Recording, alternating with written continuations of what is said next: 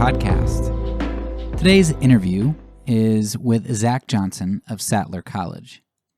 Zack was a few years into his military career when he became a convinced conscientious objector. I like this interview with Zack because I think a lot of our discussions this season have been philosophical and theological, which is great, but Zack is going to help us see the practical aspect of what it means to be in government, and particularly in the military. We get to discuss topics like the military, of course, as well as the early church, and poverty and violence. Zack also references quite a few resources, which I'm going to make sure to put in the show notes, along with some timestamps so you can easily jump around or come back to issues that pique your interest. So without further ado, here is the interview with Zack Johnson. But yeah, so I was really excited to be able to get the opportunity to talk with you. There's not really that much to know about me. I'm very different than probably most of the other people in the group, because I'm Reformed. I go to a Reformed church, who aren't very nonviolent. My group, and but I'm from Pennsylvania. My last name is Kreider, and I have a beard, so it seems like I should be Anabaptist. Right. Yeah. I can sympathize with you. I don't call myself an Anabaptist. I came out of a very evangelical world, but I married my wife came out of that world, and so we attend the church called Followers of the Way out here in Boston. I don't know if you've heard of that church at all or not, but that's quick and dirty to my background there. It was actually the Followers of the Way. I think the debate was called "It's Just War," right? Yep. At Harvard.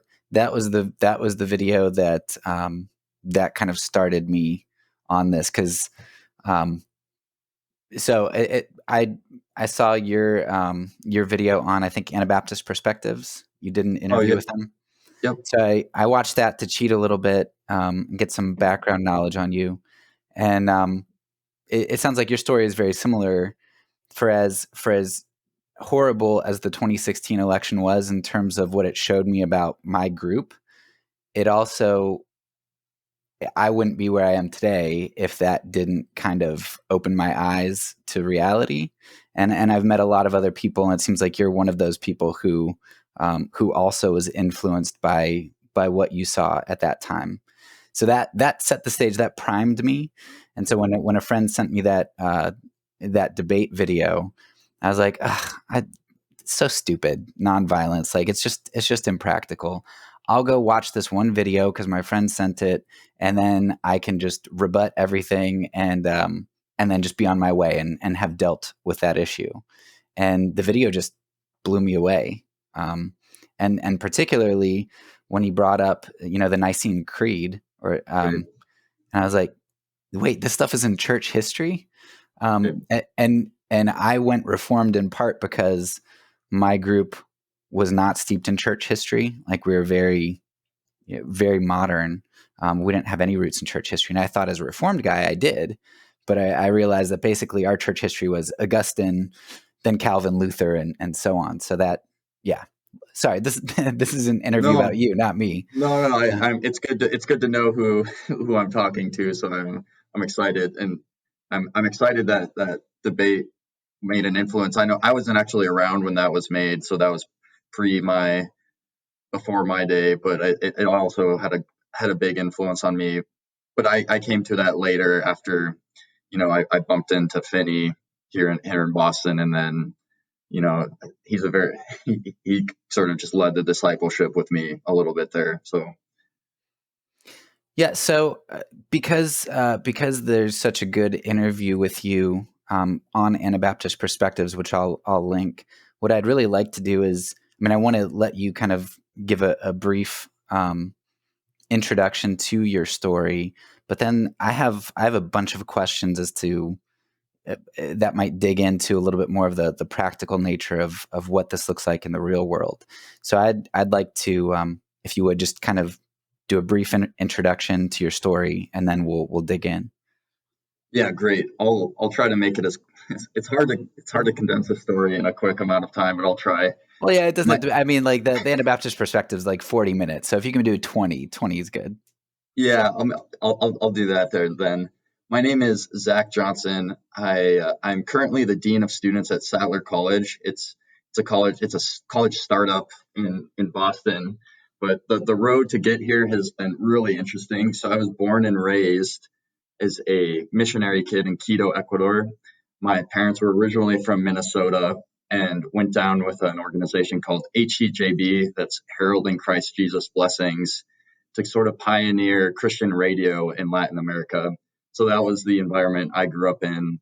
A lot of missionaries were following in the wake of guys like Jim Elliot and Nate Saint. I'm sure many of the listeners might be familiar with their story. So my family gave many tours of the house they grew up in, and it was sort of a real story to me that they're sort of the heroes of the community, the missionary community down there.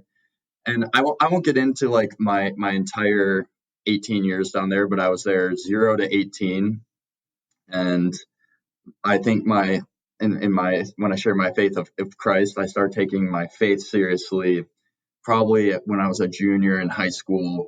I had sort of had a wake up moment there. But it's really interesting to graduate from high school in Ecuador. What they have everybody do is they have an oath to the flag. So to graduate, all the students get paraded in, and I was an Ecuadorian citizen, and they choose one of the citizens, and they hold the Ecuadorian flag, and I was sitting there while my classmates one by one came and said, I swear to protect, in Ecuador it's called patriotism or la patria, that I'll spend my life to protect this, defend it, XYZ. So all my classmates did that, and I did it, paraded around, bent a knee, picked up the flag, kissed it. Well, fast forward 6 months, and I was joining the U.S. Air Force, renouncing my Ecuadorian citizenship. Really interesting there, where I graduated, took an oath to this flag, and then in order to join the Air Force, I had to renounce my Ecuadorian citizenship, and I took an oath. Basically, I went to a somewhere called the Air Force Academy in Colorado Springs. It's one of the military academies in the U.S. There are 4 different ones. There's sort of like a college program combined with commissioning into the military. Took another oath 6 months after that oath to the flag. And I like to sort of point out why people sort of don't pay attention to. I wasn't paying attention. I didn't even think about what I was doing realistically there. So I joined the military in a different structure, spent 2 years there. It's a place in Colorado Springs. And then when I was there, my parents were still in the mission field. So I ended up visiting them one Thanksgiving, and they were down in Haiti. They had been moved to Haiti after Ecuador with an organization called Samaritan's Purse. And when I went and visited them there, that's when I was really aware of sort of my lack of church community and my lack of I'll just call it living a Bible-based life. So I was reading the Bible. I decided to get baptized in Haiti with my parents that year. And then when I came back, I was really disillusioned with the academy and sort of going to college, spending tons of time doing things I didn't really think was helping people. So then I left the Air Force Academy to go to Mozambique with Samaritan's Purse. So Mozambique is Southeast Africa.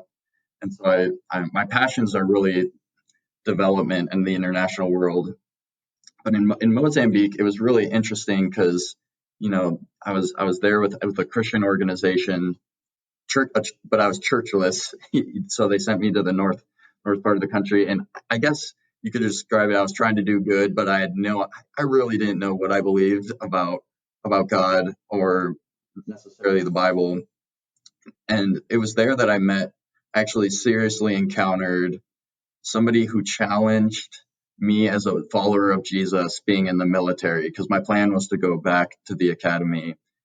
Initially, that was my plan. And he was actually a Quaker. And so that was actually one of the first times that somebody was like, hey, I don't think people who believe in the Bible should be using violence. I was kind of like, that's a weird thing to say. Almost never heard of it before. And spent my year there. And then at the end of that year, I tell a story where I was working at this hospital, and we were trying to reopen it after a flood. And there's a story of corruption where the food that was supposed to be going to the patients couldn't go there because the mayor of the town had sort of taken that and built a personal palace. And I was really angry, just like very angry, and be like, that guy needs to die. It was sort of my mentality, like justice needs to be served. And so that sort of just fueled me to go back gave me a lot of fuel to go back into the military. And I had this thing in mind, like part of doing good as a Christian is going to be to, systematically not eliminate evil by violence. That was sort of the picture I had in my mind. So I spent 2 years there, finished the academy out, and they sent me.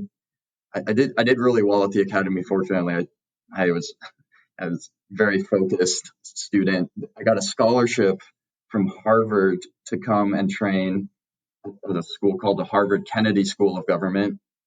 And so I moved right from Colorado to Boston here, and I had it in my mind that I was going to go be a guy that pointed lasers on targets running around the ground where the Air Force sort of drops bombs there. So that was what I was training for. But my passion started switching to being a military diplomat, because I started meeting a lot of international leaders where I was interacting here. And the Kennedy School produces a lot of international presidents and stuff like that. But that was in 2015 when I went there, and we were talking about this before. Being a Christian in the military and in the 2015-2016 era, especially when I was taking classes from people who were really involved in politics, like their entire life was based on the political outcomes of the U.S. election. It was a really confusing time for me. I took a class with a woman named Megan O'Sullivan, who was on George Bush 43's cabinet, who led some of the efforts in Iraq. And I remember as a military member having this concept that in the U.S. that a Republican president had a team of prayer warriors who were, praying over the military outcomes, really connected to God and the Bible. And what was shocking to me was how secular I found out that the country, I think, is run. And I think I would confirm that too, that God is a little bit absent from the calculations of protecting U.S. interests. And I was just wrestling that at that election. I know you're familiar with this. It was Trump versus Hillary, and I was like, this is riddled with compromise. I don't agree with one person. I don't agree with the other person. And in 2 years, or at that point, in 6 months, I'll be going and I'll be killing in the name of whatever leader gets elected. And that I felt very, very, very hypocritical and lost. But a lot of people sort of gave me, assurances. They pointed me to scriptures, and Romans 13 is one of the big sort of guardians of being a Christian in the military, in terms of where I come from.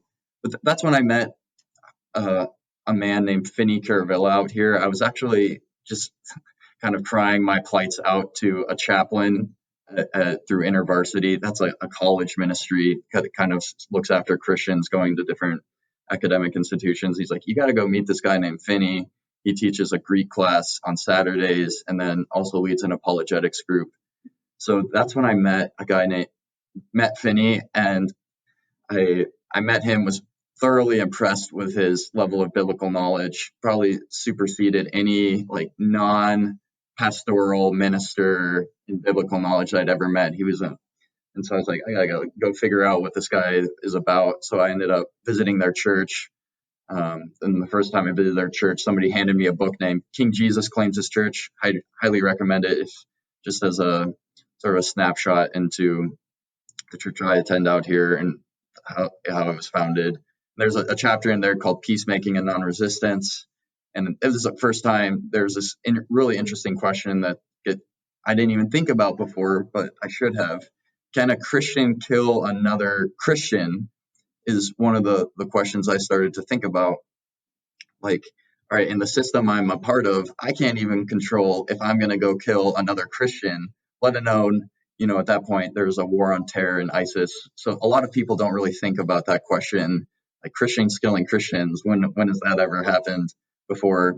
World War II is a great answer to that, but I'll stay out of all what I've discovered since then. And then that's when I really wrestled with, hey, the New Testament, and what does it say? And is my life in agreement with it? And very quickly, after reading through a little bit of church history, I found my life was at odds with especially what I thought Christ taught and how the early Christians lived it out. So I was convicted, and at that point I said, I will give everything to follow Christ, to be in a part of a system that will align with him. So I ended up going through a process called the conscientious objection process, and I won't tell all about that. There's stories after stories and about that, but I ended up being released from the Air Force about 6 months later at no small cost. It was a lengthy process, and it was painful. All my relationships were ruptured. My entire worldview was switched. My future, a lot of debt sort of got pinned on. So I don't want to sweep over it as if it was nothing, because it really was a really interesting year of my life. And then, so the Air Force sent me to LA, where I worked as, lo and behold, a congressional analyst for Air Force's space program, where I handled a bunch of congressional inquiries into how the United States governs its space program. At that point, it was really interesting. The generals were talking about weaponizing space. I think we'll see that a little bit in the future.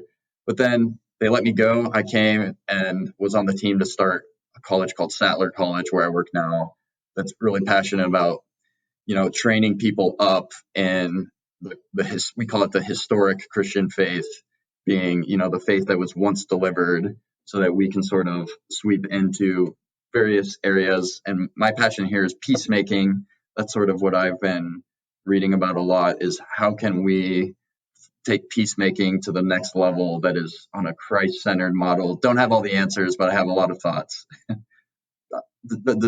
think I did okay. That was 10 minutes. Yeah, no, that's perfect. And like I said, I'll link to that other interview where you can get more information, which I would recommend, because you don't want to gloss over that part where you could potentially owe $500,000. I mean, there's a huge cost to doing what you did, and I think that adds weight. It's not just something that you did lightly, for sure. So one of the first questions that comes to mind, because we talk a lot about Romans 13, and that's something that people bring up a ton. So why didn't the Bible's justification for government to use the sword, why is that so sufficient a reason for so many other people to be Christians? Because I think the last I saw was the Pew Research, it was 25 or 35% of the U.S. military are evangelicals, and I don't think that even includes Roman Catholics and others. Why wasn't that convincing for you? I was extremely convinced of it when I went in, so I don't want to brush over that I didn't really believe in that. And there's actually a debate. You mentioned that you've watched a debate called "It's Just War: Can Christians Fight?" I actually organized a debate with followers of the way on the opposite side when I was still convinced I was in the right, and it's called "Can Christians Vote?" And that's a debate. That was a debate between a man named Matthew Milioni, and I can't remember the other man's full name. His first name was Josh, and it was in that debate that I was listening to sort of the competing allegiances between, a stark contrast between Christ and the government of the world. And there's a notion that Romans 13 combines those, right? What Romans 13 has said is that the leaders of the world are God's ministers, and they use the sword to punish evil, and we don't have to fear them if we do good. The thing that really, I think, undid my understanding of Romans 13 was the simple contextual argument of Romans. So Paul wrote Romans, the book of Romans, and he was writing the book I'm sure you might know this, but it's good to know, under the under the Roman Emperor Nero. All right, so Paul is writing this, Romans 13, about Nero. And if you know anything about Nero, Nero ends up being the very man who cuts Paul's head off at the end of his life. And that argument was really interesting to me, to think about God's ministers not necessarily being good. And then you can actually do some interesting word studies on where that word is used, minister specifically. It also is used in Septuagint. Septuagint is just the Old Testament in Greek to describe people like Nebuchadnezzar. And so all of a sudden, throwing in the context to that started to unravel the Romans 13 argument. And then Romans 12, right before them, the conclusions to the Romans 12 is, if your enemy is hungry, give him something to eat. If your enemy is thirsty, give him something to drink, and which is echoing Jesus' call to enemy love. And so after taking Jesus seriously, I think it's just the shift to interpret Romans in light of what Jesus said, instead of interpreting what Jesus said in light of Romans. I hope that makes sense, but Yeah, it's sort of a hermeneutic, right? Yeah, and it kind of it makes me think, when you talk about kissing the Ecuadorian flag, like it makes it so clear to me why, like in the United States, evangelicals in particular are very military minded, and so we conflate or we merge the American flag and the Christian flag, Right. because we know that we can only kiss one flag. Right, you can only be loyal to one, and so you have to blend the two in order to make military and state work. But it seems like the Bible separates the two. Yeah, that's exactly right, and I think that it's really interesting, because the whole oath. I was in the military perspective, but there's another fundamental teaching called the doctrine of two kingdoms, where I think there's like this myth of the U.S. being a Christian nation. I call it a myth, but there's a strong belief. I say it's a myth now, that the U.S. is a Christian nation, that we are fundamentally Christian, and just examining that a lot and really being honest about that question, I think helped me a lot to think about Romans 13 there. All right, so let me get kind of away from the theological question a little bit, and talk a little bit more practically for, like, let's say maybe people who are in the military or considering going in. Right. So if you've read through the early church, and you probably know that if there was a soldier, a lot of times you'll see that the recommendation is, hey, look, if you're a soldier, you've taken an oath, you're in, you remain in that position, provided that you don't bow to the gods and you don't have to do harm to anybody. Do you feel like, if there's somebody listening to this who's in the military, could you give that advice? Would you say, hey, look, remain where you are and then leave? And if you could give them that advice, why didn't you do that? Yeah, this is my favorite thing to talk about.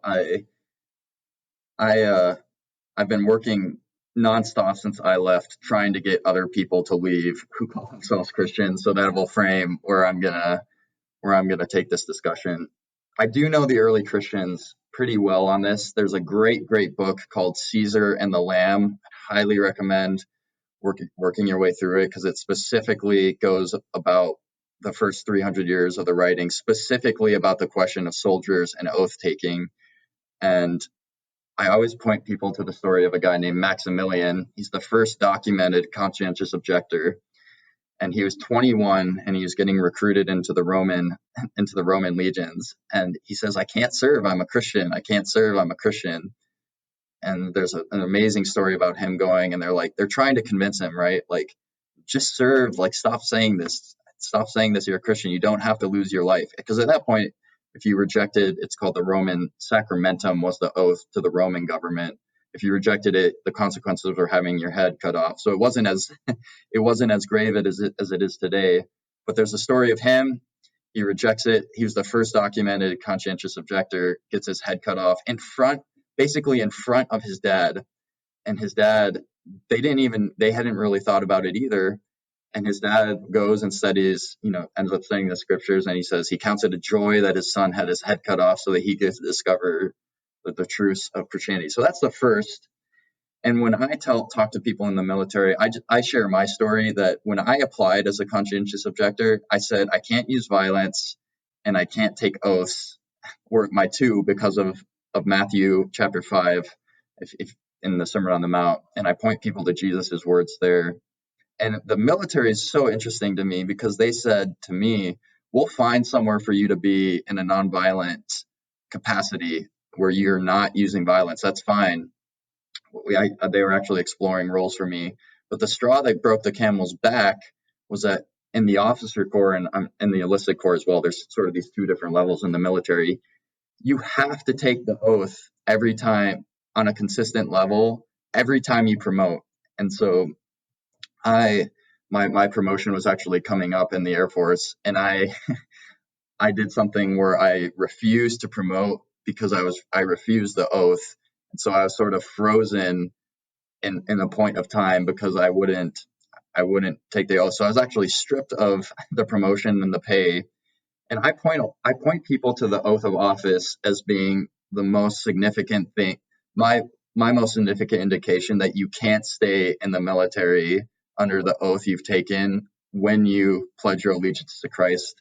The oath goes something like this: I state your name, being appointed an XYZ in the military, will protect and defend the Constitution of the United States against all foreign enemies, foreign and domestic. And there's this clause that says, I take this obligation freely without any mental reservation or purpose of evasion, and that I don't have it word for word here, that I will fulfill my duties to the best of my ability. And I look at people, I'm like, you can't say those words as a Christian.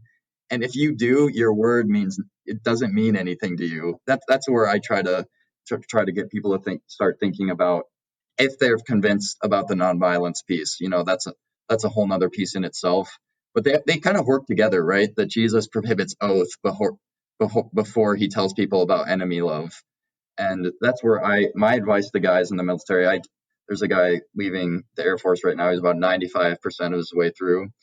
And it's once you are freed up to say, I won't bend my knee to any flag, but to any flag or system other than Christ, you end up feeling like so empowered as a Christian to know that you're sort of associating with the martyrs of old, that I would say that sort of reject this notion that somebody can tell you what Christ meant, or that Christ comes second depending on interest. So that's my short answer, is that before taking oaths, I would just study what was happening before and ask if it aligns with what Christ taught, given you're a committed Christian. If you're not a committed Christian, it's a harder argument to make. I've actually walked someone through the process for non-religious reasons, more just like moral reasons against violence as well. So I can talk about that a little too. But well, that's really. I mean, I had like 5 other questions I was going to ask you, but you just kind of went down through them. So I want to kind of elaborate where I was headed and just make sure that I understand you correctly. Because my impression of the military before was, hey, look, the reason that I would have a problem going into the military is the violence. But then you think about it, and it's like, well, most people, I don't think, use violence or even are like directly involved, like loading the bombs on the planes. right. Most people don't have their hands in the violence. But the picture that you're painting, having to take an oath like every time you promote and all of that stuff, it seems like, or like, would you have to salute the flag or stand at attention, or were there certain requirements for the flag and that kind of stuff? Oh yeah, I mean the U.S. flag in the military, it's like you get trained to treat that as if it's like I don't know, when it raises up, you stand at attention, salute it. When it comes down, you stand at attention, salute it. When it's walked into any ceremony, you stand at attention, salute it. So the flag is the flag is definitely, it's built into military culture that is your banner, and that you extreme amounts of respect to it and what it represents. And I don't want to like completely, and there are a lot of things represented by that flag that I think are good. Sacrifice is one of the huge ones that, like, how dare you disrespect something that so many people have died for, is a big argument. But yeah, it's built into everywhere in the military. And yeah, the answer to the question is yes, you're a ton of allegiance to the flag. Yeah. So, because in the early church, like, doing violence was one of the big issues for why you avoid the military. And the other main thread, I mean, you could go to oath taking, but the other main thread is idolatry. Like, idolatry is Right. a big problem. So one of the questions I was going to ask you is, I focus so much on violence, but is idolatry a big issue? And it seems like the way that I would assess it is, like, the way that you kind of elevate this symbol, this idea, this whatever, that seems pretty idolatrous to me. Yeah, I'd agree. I agree with call it. There's not a great definition of idolatry that comes immediately to mind, but there's definitely an idolatry that you elevate the flag to the level of God. If I have time for a 5-minute, I have a spiel about this I talk about at the Air Force Academy, if you'd be willing to hear it. Yeah, so I've got a lot of time. I don't know how much time you have. Yeah, I've got some time. So at the Air Force Academy, I saw this come in really interesting, where there's something you should Google it sometime. The Air Force Academy Chapel. It's a really interesting looking building. So the chapel is the center point of the academy. It's like it looks down upon everything. So you look up at it, and that's where the place of worship is, right, to God. And there was a debate once that they were going to start something called it was called the Center for Character and Leadership, and they were going to build an equally impressive structure next to the chapel. And it came in that some of the old guard said the chapel has to be the tallest point on the academy always. Really getting into this notion that that God is governing the operations here, right? That they really, that's really important for people to believe, especially, you mentioned it before, because of the number of Christians who are involved in the military. So if that is ever challenged, that God isn't involved at the top, you can imagine a ton of problems. But I like to talk to people about the word chapel and chaplain. So there's another really fun story that I like to talk about by another conscientious objector in the early Christians, called Saint Martin of Tours. I don't know if you've ever heard of him, but he's actually the Catholic saint for the homeless, really the soldier and the homeless. So there's a story about him that goes, he was in the Roman legions, and have you heard this story before? Yeah, I have, but refresh my memory. And Yeah. Was Martin, I think one of these guys, like, isn't his day like November 11th, the day that we have Memorial Veterans Day? I don't know the answer to that. Maybe not. But the story goes, he's in the Roman legions as a soldier. I'm not sure exactly what. He rides his horse by a homeless person, and he looks down and he has compassion on him. He's like, this homeless person was not clothed. And so the story goes that he took his sword out, and he cut what they used to wear, these capes called capellis. That word is important. I'll tell you why. So he cut half of his cape off and wrapped it around this homeless man. Later that night, supposedly, he had a dream where he saw a Christ. He knew about Jesus Christ clothed in his cape. So he goes on to see that, man, what I did there was actually a good moment. He ends up refusing to continue in the military after he has that dream, because he acknowledges that the military is incompatible with Christ. And so they actually threatened to put him on the front line of a battle with no weapon in consequence to his decision to leave. He ends up not having to do that. But that's actually where the word chapel and chaplain comes from, was Martin of Tours and his capelli, where he actually cut off his robe and refused military service. That's the origins of the word. And I always talk about, like, how interesting is it that the origins of the word chapel are nonviolent, and somehow they've made it their way to a place of, I would just say, idolatry is a good way to point it, and trying to maintain the notion that God is in control, when really I would strongly challenge the notion that God is in control of the military system. Anyway. Yeah. No, yeah, and I would add that, so I just double checked, and yeah, St. Martin's funeral day is November 11th. That's when it's celebrated. So to add to the irony, November 11th was supposed to be Armistice Day, it's the celebration of peace. Martin of Tours is celebrated as a saint on November 11th, and we've turned it into Veterans Day, a celebration of the people who are willing to fight and kill. Right. When he was the one that rejected it, right? Yeah. Yeah. It's we co-opt things all the time. Yeah. Stanley Hauerwas talks a lot about the way that we co-opt different things and symbols and stuff. Mm-hmm. Very interesting. Yeah, I didn't know that about chapel, so that's awesome. Yeah, anyway, and I always talk about it because when you're in the military, there's a numbing of your morality, that I'll just call it a numbing of your morality, that you sort of trust. You look up at that chapel and you're like, all right, you're like, this is right. Like, God is here somehow, even though I don't know how, and I don't have to answer the hard questions because we're under God, right? That somebody else can deal with that. Maybe God himself. Yeah. So another practical question that I have, so some of my best friends are in the military. Some of the people that I respect the most are in the military. But I've obviously come to see that Jesus' teachings on nonviolent it's not just true. It's not just like a secondary or tertiary doctrine. It's a central doctrine. But a lot of my friends are military or pro-military. A lot of people in my church, pro-Second Amendment, self-defense. Mm-hmm.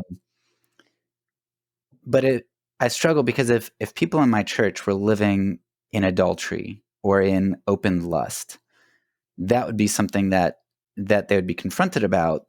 And if confronted and there was a refusal to repent, then there would be a disassociation or excommunication, or some severe steps would be taken.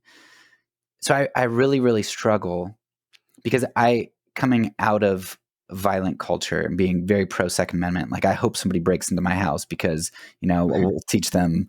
Like I understand the pragmatic aspect of it, the justice aspect of it. But it's a big deal. So how do you work through? Do you excommunicate all those people, or how do you work through disowning the 98%? I don't know the percentage, but like 98% of Christians who aren't nonviolent. Like, what do you do? Yeah, this is a huge question, and I probably am not going to give the answer that maybe a straightforward answer. I'll talk to you about my story a little bit and how I think about it. When I was trying to sift through this decision to leave the military, I was part of a church is a strong word. I went there and was part of a small group. It's called Reunion. It's a Reformed church in Boston. And then I would go to Followers of the Way in the afternoon. They have an even more of a late afternoon service. And I was wrestling with this question, like, can I follow Jesus and be in the military? That was the question I was trying to answer, right? And I tried to meet with my pastor at the Reformed church, just like going over everything. I'd be like, I read Jesus' Sermon on the Mount, was going over all the arguments in the early church, and he looked at me and he said, I don't think this church is the place for you. Honestly, he's like, I think you belong somewhere else. Like, you don't need to go here, which was hard to hear, right? Because I was looking for some ammunition to try to maintain some sort of place in the community that I had sort of been part of my whole life. Whereas Followers of the Way, I found out that they do communion we now do communion every week. And they told me, it came out that until I renounced my my until I renounced, my commitment to violence and my commitment to taking oaths in the military, that they wouldn't commune with me in the military. It wouldn't commune with me. And so that you mentioned the word excommunication. Um, the origins of that word, when you look at them, are more about communion than they are about just being kind of a general member in the church. And that's where I think the my shift as to what church is really started changing too. That church, everybody has to answer this sometime in their life. Is church a hospital for sinners, or is church a gathering of committed disciples? And so when you answer that, if you put violence and you mentioned violence and oath taking in the category of sins, then you as a person can't be in communion with somebody who is. And that's a really interesting and novel idea in the church I grew up in. But that's sort of what I tell people is you have to form the people you commune with people who are committed to Christ, as the early Christians did. And when somebody in the military wanted to join them, they'd say, you asked this before, they would say, renounce your position on violence and oath taking, and you're free to join us, and we'll support you in any way. But I also wanted to say that I know that some of you mentioned some of your best friends are in the military. Mine are as well. My entire world is. And it's not that I cut my relationship off with them, but it's that I stopped interacting with them in the capacity that we were both followers of Christ, communing together. Because I really do think this is where I look at churches and I'm like, if you don't teach Christ's teachings, I don't know. I have a lot of problems, specifically the Sermon on the Mount, and why has that not become something we hold people to? Sometimes we do, sometimes we don't. I think adultery is a one that people hold people to, but not all of them. So that my answer is really deciding that you're going to communion. You understand when I use the word commune, just bread in the cup and partaking in that moment. Some people call it the love feast. And that group of people being people that are following Christ the way that you understand. That's a hard answer, but it's closed. Some people call it closed communion. Some people call it close communion, that everybody's life enough, and that you actually communion, they have some teeth to it, that people who aren't following Christ, it wouldn't make sense for them to be there. Yeah, no, I mean, hard answers don't mean that they're not right answers. So, Right. yeah, that's very helpful, because I'm very averse to the way that my Christian community has worked. If somebody comes out in the past, my current community is not so much like this, but if somebody comes out as homosexual, it's like disown them. So I don't like the idea of disowning, but this is different. It's like, well, no, we'll be with you and we'll have relationship with you, but there's an inner circle. There's something that you can't get that close to because of where you're Right. at. And I just want to encourage you as well. I mean, I tell everybody, if followers of the way had said, we'll commune with you while you're in the military, I would not have left the military. I would have been like, oh, I can have both. Do you see what I'm saying? Like, if somebody wouldn't have called me out on my life not being in line with Christ, I think I would have kept going. And what I think is dangerous is that when churches don't elevate this to the level they should, I think they validate a lot of things and sort of just they give people permission to exist in both worlds. And so I'm really glad that I bumped into that. I know not many people do, but that somehow there are some teeth like, hey, get your act together, or don't call yourself like a seeker, but not like a committed Christian until you've really committed to it. Anyway, No. I would just encourage that there's some power there as well. No, it's good, and it stands in such stark contrast. The other Veterans Day, I was at my parents' church, and they go to a conservative church, and they I think they have flags, but then on Veterans Day they honored everybody. All the veterans stood up, and just thinking about those two things are so opposed to each other, like refusing to serve those people who stood up communion versus honoring those people. It's just, yeah. And I think this is why I think the early Christians, if there's like, it's just reading them, their mentality is so different than than what you and I are probably used to. And they're really adamant that they're for the government. They're not against the government. They always make these arguments. Or there's a little section in a man named Origen. He's writing the letter is called Against Celsus, or I don't know how to say that. Maybe it's Celsus. It starts with a CE. But he's basically saying, like, Christians will be your most loyal servants. We will pray for you. We will hope for peace for you. We will pray against violence for you. And it's not that we're against the government. It's that we've just chosen Jesus as king, and we can't like compromise on his teachings. And so there is a stark contrast there. And I think some people, when they hear like, oh, you're not for the military, you must be against the military.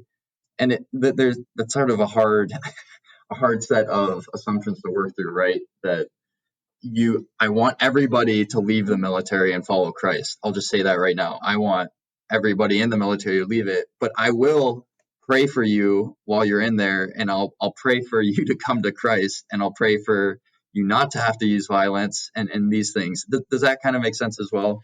Yeah. And I think there's one by Tertullian as well who says something to the extent of, hey, look, we're not going to go out and fight for you, Emperor, but we'll pray for you while you go out and fight. And he's like, we're actually doing the more important job. Right, exactly. Yeah. But that's hard to believe. I think the early Christians they believed better than I do.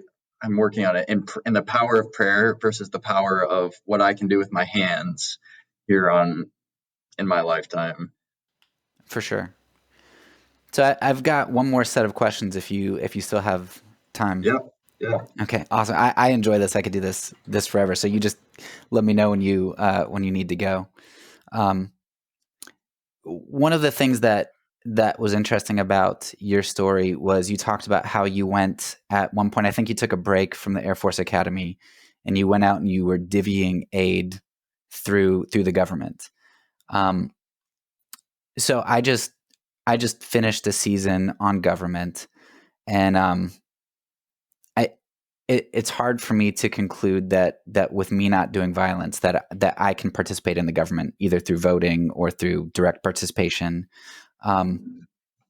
But having worked in handing out aid as one aspect of your military role or government role, were there some good aspects as well as bad aspects that you were able to see about that? And do you think that, like, if we would withdraw from the military, because I know a lot of Christians sometimes would say, well, if all the Christians left government or if all the Christians left the military, look at all the good we do in the world, we wouldn't be able to do that. So yeah, what good did you see? What bad did you see? And do you think it would harm the world if Christians withdrew from that? Yeah, the world of development aid, I don't want to claim that I'm the expert, but I spent, my family, they worked for Samaritan's Purse, I worked for Samaritan's Purse, and I studied it a lot. There's a great book called When Helping Hurts that wrestles through some of this. Have you heard of that book at all? And it talks a little bit about the good, the bad, and the ugly of Christians and aid. And I'm not saying that it's all bad. Giving people food and aid is good. But I think we really have to be honest with ourselves and where we spend our life's goals. And this is where I like to talk about the term human security. So if you ask like a pure, I'll use the word realist, just like a secular person, what is human security? They'll talk about safety and things like that. If you ask like someone called a realist, there's something called liberalism, not in terms of politics, but in more terms of international relations. They'll kind of say like, oh, equality is really human security where we're all equals. I think the Christian really has to look at that question and take a really strong look at it. What is human security? maybe I'll ask you, you as a Christian, what is human security? Oh man. And you can there can be a theological lens to this too. Yeah. So I guess I'll use a story to kind of tell you what I ideally think it should be. So we use catechism questions, and we were teaching our kids catechism. Right. One day we were at the beach, and we were going to go out, but it started to storm. And so my daughter said, we told our kids we weren't going to go because it was dangerous. And my daughter said, well, why not? God will protect us. And we're like, she's already wrestling with the problem of evil at 4, or natural evil. And Right. so we were able to use the catechism, and says, well, does the catechism say that God will protect your life, your physical life? No. But what does it mean that God will protect you? Well, he'll preserve your soul. And so I guess the way that I would see human security is knowing that I can step out in faith to do the right thing, no matter the consequences, knowing that God preserves me in Right. some sense forever. Yeah, and I like your answer a lot. That human security for the Christian, I would say, is more about soul security than it is about our physical security, right? That at the end of the day, that the soul is what we're fighting for here on earth. And what I think about aid, and my experience with it, is that if we manage to feed someone another day and even give them shelter, these are good things. I don't want to point fingers and say aid and development are bad, but if we fail to chase their soul, that's when I have sort of a big eye-opening moment where it's like, what's more important, their soul or their immediate physical needs? I don't want to ignore their immediate physical needs, but in terms of military aid and government aid, I worked on grant writing while I was part of Samaritan Spurs for USAID.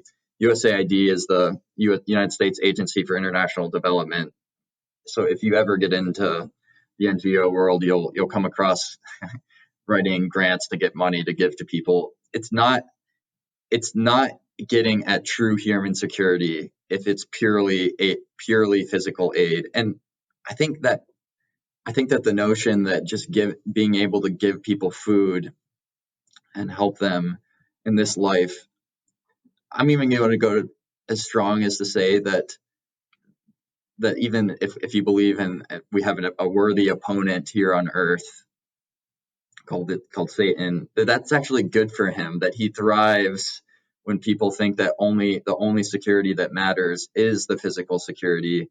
And so I think that's the danger for it. And I'm passionate about aid and development as well. If your sole purpose is human souls, does that make sense?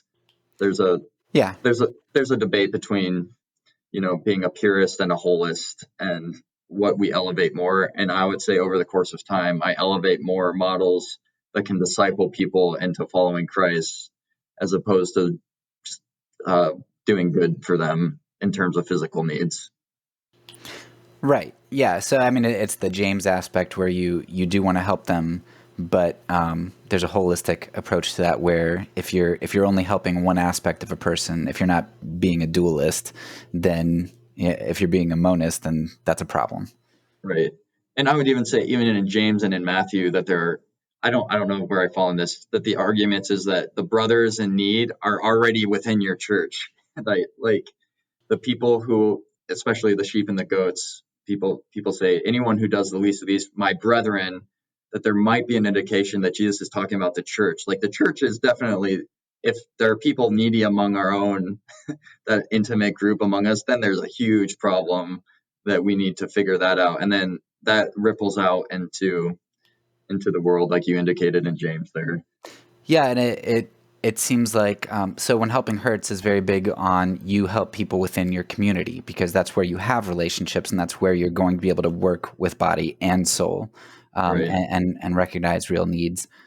The way that my group, I saw my group using that book. So I had a really bad taste in my mouth for When Helping Hurts, which in retrospect, now that I've been able to even out, I think it says good things, but I think it can be used terribly, because the way that my group used it was, oh, well, those poor people, because we're a pretty affluent church. The Reformed denominations tend to be more affluent as well. We're pretty affluent, and we'd see poor people and we'd be kind of like, well, When Helping Hurts says we help people in our community, they're not in our community, so I guess we can't help them, as opposed to figuring out, well, how do I become a part of their community? Like, do I go live in their community? Do I, Right. And the quippy one-liner from that book is that we've gotten really good at giving relief when development is needed. So like we feel really, and their chapter on short-term missions, I think is one of my favorite chapters, where the solution to long-term problems can't be quick and easy solutions about giving food, giving a Band-Aid here, taking a mission trip, a 3-week mission trip to XYZ country, and then coming back to the US and never doing anything again.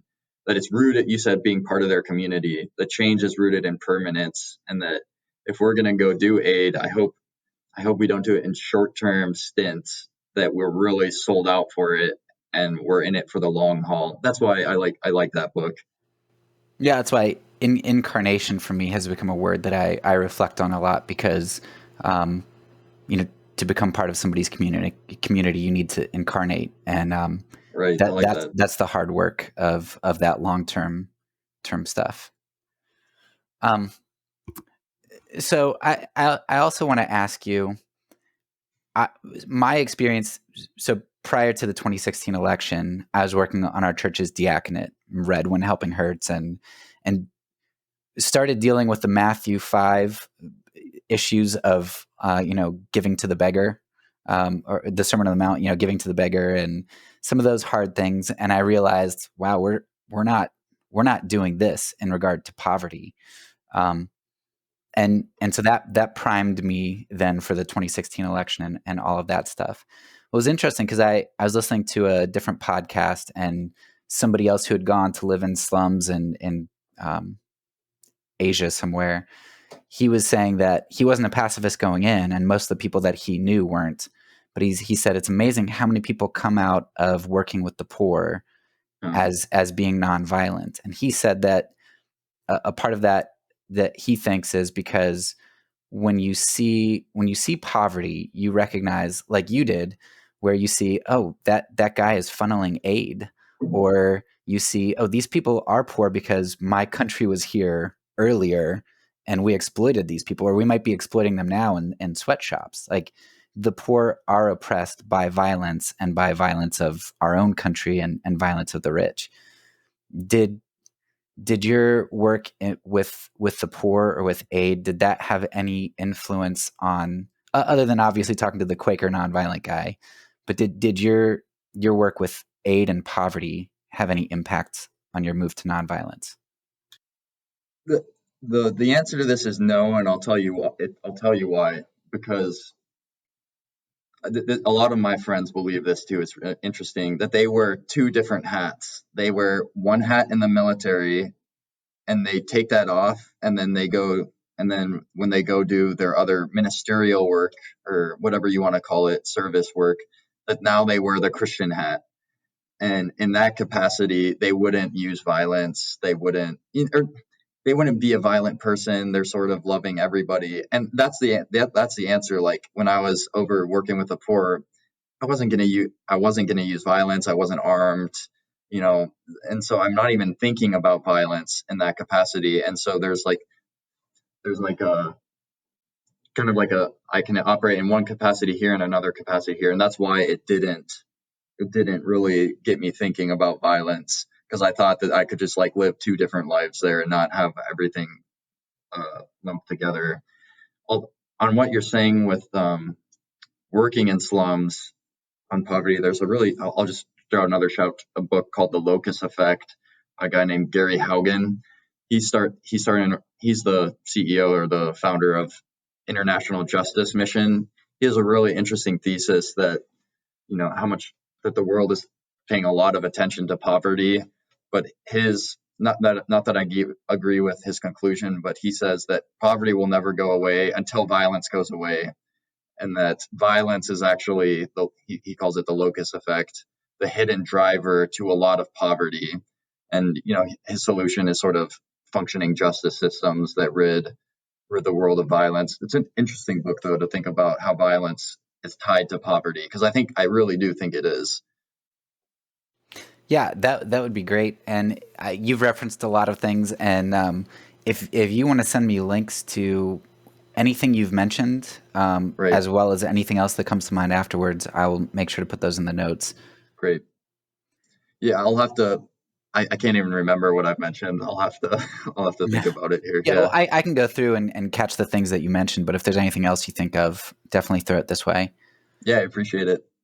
So what you said about the living in two worlds, that resonates a lot with me, because I would have said the same thing, and it's something you see. So the irony from your story is you have a family who is down in Ecuador, and Nate Saint and Jim Elliott are revered.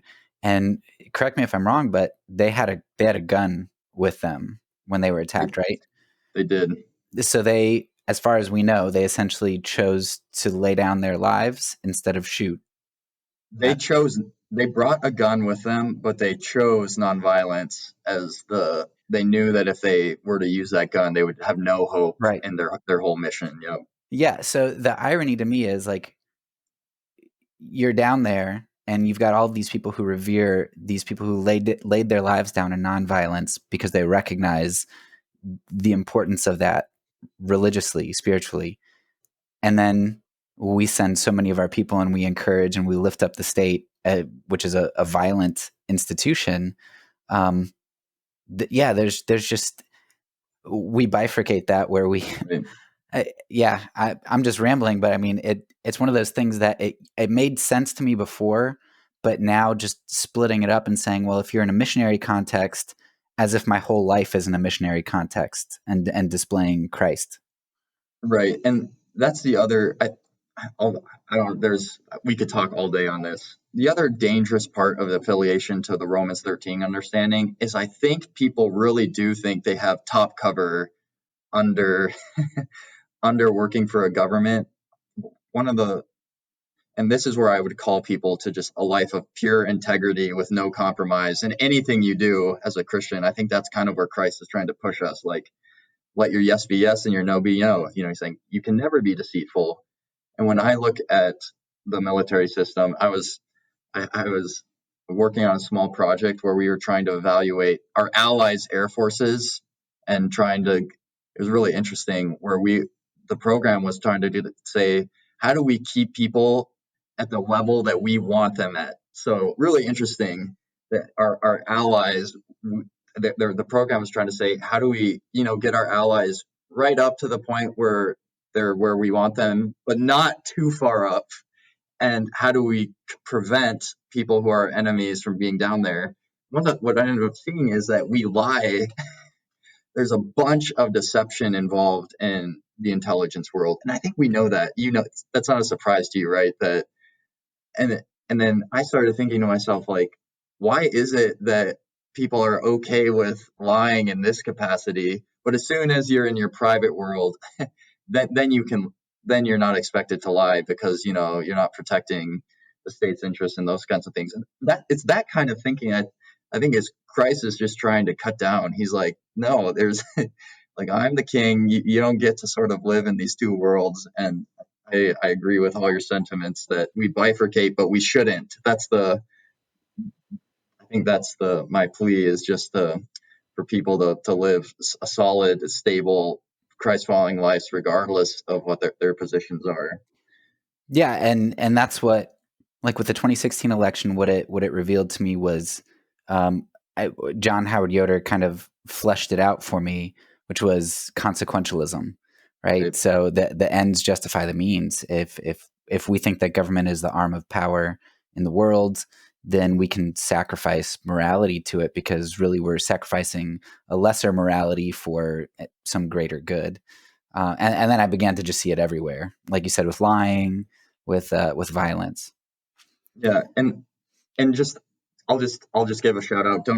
I always say don't take my word for it to people. Like go read some of the early Christians, and I think it's really illuminating to see that they're not using the same chains that have sort of crept in to what I was raised with and what you might have been raised with. And I think it's so comforting to go and sort of being like, hey, I align with the early Christians, the disciples of the disciples is what I like to say. And I think that's the place in history that I want to be, is on that side of history. I hope you do too, and anyone who's listening. So I'll ask you. I have one last question that I have written down, and I'll throw it out. And you're welcome to stick around, and we can talk more if you have anything you want to talk about. But this is the last listed one that I want to make sure to get to. One of the, when I advocate that government just isn't a place that Christians ought to be, and I don't know if you agree with that. I know you agree with the military is a problem. I'd say there are places in government that don't involve, I use the word entanglement, but if there are any ethical implications that you don't belong there. And I could, yeah. So like the post office, or maybe like a teacher, depending on your role as a teacher. Okay. Yeah, even like USA, the agency I described before, I wouldn't point and be like, that's all wrong anyway. Okay. So or trash collector. There's a bunch of. But by and large, most positions that I think our group would find, or not your group anymore, but my group still, and our old groups would find useful in the world, or powerful, or able to make a difference as far as we can see it, those would be kind of off the table. How do you avoid accusations of ineffectiveness and retreatism? Like you're just letting the world go to hell in a handbasket, and you're not really doing anything effective in the world. Yeah, my favorite resource on this question, it's a book called To Change the World by a guy named James Hunter. And he gets at this question in a lot of different ways. And he does a study on Christians interacting with world change, and he finds that for the most part, when people aim at promoting change in the world as Christians, they turn to political solutions. And so, and this is the answer that's crept into, I'll just say a broad stroke, the American Christian Church, is that if we want to affect big change, we turn to politics. And then he does a really interesting examination of what have the results been here, and looking at, he examines culture as a result of, all right, if we really want to change things, we should be seeing it in the culture. And I point back at people and said, the political solutions to the problems that we care about has failed. And that basically saying, how is it that, I think however many Americans, I don't know the exact statistics, say that there's some form of Christian, but that their lives don't prove it. And so I like to point back at people and say, we have failed as Christians. I think many of us could agree that a lot of our culture is secular. The media is secular. The politics are secular. The music is secular. The dominant forces in this country are sort of anti what Christ taught.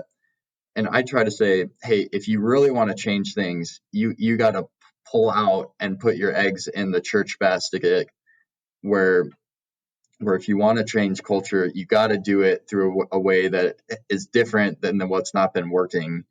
And I think I can go toe to toe with people pretty in a lot of ways on how they think it might be ineffective or a cop out.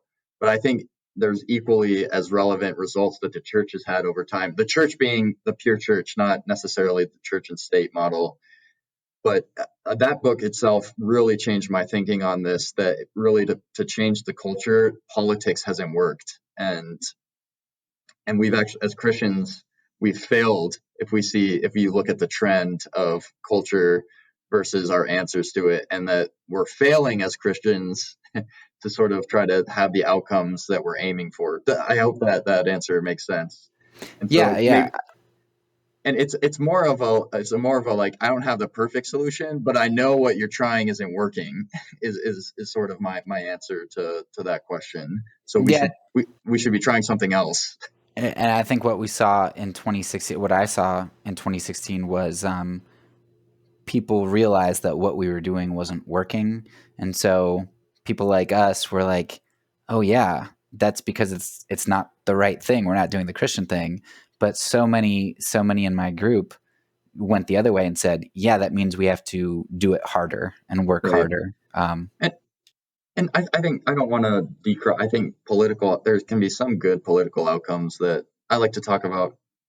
There is a little bit of, you can make the world a little better by being involved in politics, right? And in some metric, I like to talk about immigration. I'm still a big, when I think about like political issues, I love to think about immigration. Like my mom passed away and my dad's remarried to an Ecuadorian lady right now, and she still can't get into the country. So it's really interesting to me that if we, as the Christian church, wanted to get the gospel of the kingdom to the nations, it'd be really good if the borders opened up. We could train everyone here, send them back to where they came from on their own turf. Voila, we no longer need foreign missionaries. But that's another argument there. Yeah, and it's interesting to me. We have friends who were going to do missions in Greece, and some of our churches, some of our like really conservative churches were like, oh, that's so awesome because there are so many refugees and you'll have such an opportunity to reach out. But then we knew that these same people were so anti-immigrant. And you're like, oh, you're okay with that over there, but you don't want it here. Right. And my point being that I do think good can come out of political decisions. I'm not saying it can't, but it shouldn't be where we just like zone in on how we're going to change things. I think Christians can pray for good outcomes that political leaders make for us, but it's not our sole responsibility as followers of Christ.